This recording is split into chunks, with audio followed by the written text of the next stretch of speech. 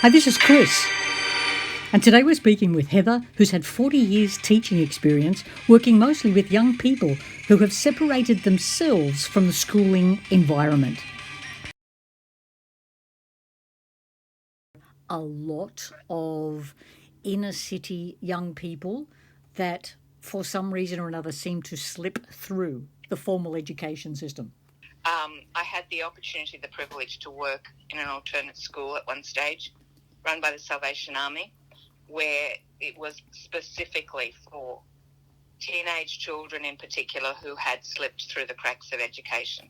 The fact that they just were poor themselves, they came from very poor backgrounds, the parents could not supply their education needs, their supplies for their educational needs, or because they were moving from place to place and they had very unstable home situations. Many of them were homeless. I had the privilege of working with these kids, and there are many challenges involved with that, but there are also many similarities with working in any other kind of educational setting.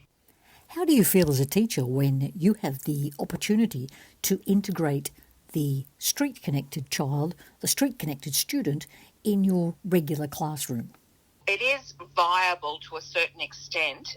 I think where you actually set up schools specifically, actually just reconnect with education. I think that's better done in small group settings that perhaps are sometimes away from the larger setting of a school. It very much depends on the stage at which they're connecting with education.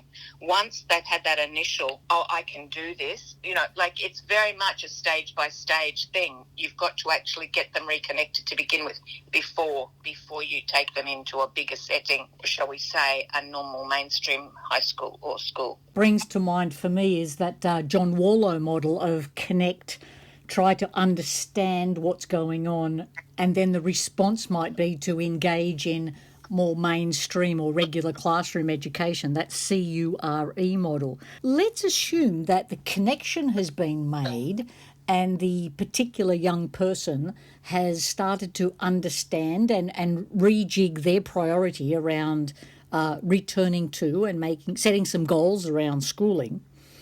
So if they've connected, they've started to understand and they've set those goals, and their response is that they do want to go back, perhaps to complete year 10 or year 12. I wonder if there's been schools where deliberate attempts have been made to ensure that this diverse group of students, where there are things that are going to work for them in a mainstream classroom.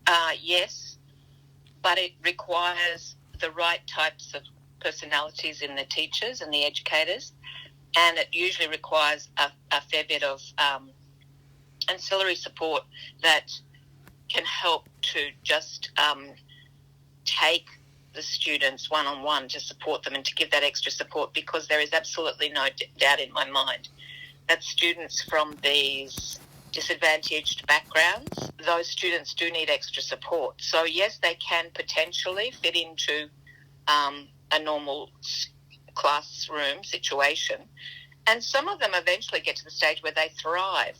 But it's a bit like learning to ride a bicycle. When your kids are very young, you very often put them on a training wheels bicycle, and then you take the supports off when they are able to do it themselves. And that's exactly having these students in those classrooms. Then I think they definitely need a flexible approach, more flexible than many schools will allow initially, because they say it's discouraging other students from behaving properly and all those sorts of things. But also you have to bear in mind that the very reason that they got disengaged from schools to begin with was because they couldn't fit into the normal community of the school. They couldn't do the things that the classroom teachers were expecting them to do. They just didn't fit. And part of this is because, and that's the Maslow's hierarchy of needs. Mm-hmm. And, the hierarchy of needs starts with the physiological needs. Now, if we're talking about the really urban poor, if we're talking about the kids who lived in the rubbish bins, if we talked about that brilliant violinist that we worked with who who still slept behind the skips in the alleys. If you until they've got those first initial physical needs met, I mean, it's much like the Salvation Army talks about with the, you can't talk to them about spiritual things if they've got a belly that's empty. You can't talk to them about the loftier things of education, still bearing in mind that they are made in the image of God. They have an innate curiosity. They have an innate ability to learn. But to them, they will be learning the things that are important to them for their survival. Yeah. And that's where that Maslow's hierarchy of needs. So if you can initially get them reconnected to a whole idea of an education program, not necessarily you have met, but you've connected them with people somehow. They have got their physiological needs met, and then, they've got their safety issues, they're sleeping well, they're not, even in abusive families, all of that sort of stuff. I mean, this is such a huge topic, but what you can do in your classroom is you can help to fulfill that next level of need, which is the sense of belonging. And that's what we're talking about here with inclusiveness. We're talking about creating an atmosphere of belonging, but it starts with, in my case, I would believe it starts with the teacher believing that this is a child of God, that this is a being created in the image of God. But no matter what their behaviour is, no matter what their issues are, they are still worth something. They have a respect, and something that we need to love, we need to respect and to value. And in that process, we're going to start to build up too. And that's actually an intentional thing, to build up their self-esteem. And then once we've begun to build up their self-esteem, then we can encourage them to start to follow the little goals inside of them, to reconnect with little goals that are inside of them. Many of them have just shoved those goals aside and thought, no, there's no way I'm going to become a fireman, or whatever it was that they were really excited about becoming when they were 3 or 4. We can then start to encourage them to do that top level, which is what Maslow talks about, self-actualization. But it's that, becoming more of who I was meant to be. And as a Christian, we believe that's who God has placed, the talents and giftings that God's placed inside each one of them. Do it in a normal classroom situation. The research, the lived experience seems to be that it is better to do it in a different sort of setting. It can still emulate, it can still look like a school, it can still be the building. I'm thinking of some of the ones down in the Bayside suburbs of Brisbane at the moment. There's one at Alex Hills that's designed specifically to link people who've had all kinds of mental health challenges, physiological challenges, for whom education has, it's just very difficult for them to be in a normal classroom. So what you're saying is that for a time, the educational priorities take a backseat while some of those other basic needs are addressed. And perhaps that might be done in a different and perhaps more supportive environment. But eventually we do recognise that those particular individuals, those students, may well identify that they want to go back to the mainstream classroom and participate and engage with the rest of the student cohort. Is that what you're saying? Yes, if that's the best thing for them. I don't believe that we have to have fixed pathways. For me, inclusive education means giving all access to education and doing whatever we can within the practicalities and within the resources available of allowing each child, just as we talk about different styles of learning, and so we have to change, modify, again, within the realms of possibility. No teacher is superhuman. No teacher can provide everything to all students, but we are aware, you're not getting that, not because you're misbehaving, you're not getting that, not because you're just dumb or anything like that. You're not getting that because I'm not presenting it to you in a way that you can connect. To me, that's where the inclusiveness comes from. To me, that's what inclusive education is about. And if we are developing an atmosphere an atmosphere which tells us that each child, each adult, each adolescent is valued, no matter how different they are from the person sitting next to them. No matter whatever challenges they've got, each one is valued and each one needs to be respected for who they are. I love the way that you are looking to nurture the dignity in each student, no matter who they are or what their strengths and weaknesses could be. Yeah, exactly. And I think, to me, that is what inclusive education, that's what inclusive community at large is about. We never want to keep people at the status quo. We are always trying to just lift them up. A little bit like the Bible talks about the Holy Spirit being the paraclete, the one that comes alongside and doesn't just say there, sympathy, but gives us a little prod in the bottom every now and then and sort of pushes us on and says, come on, you can do this just a little bit more. But that all is based on the fact that they are also made in the image of God. They are a valuable person. They are worth my spending time with them. They are worth something. And that's, that to me is the root of the whole inclusive thing anyway. I want to change track for a moment. Do you think there's a level of institutional bias that might occur such that when that student chooses to re-engage, that in fact they are welcome back into schools? That does happen. How could that be addressed, do you think?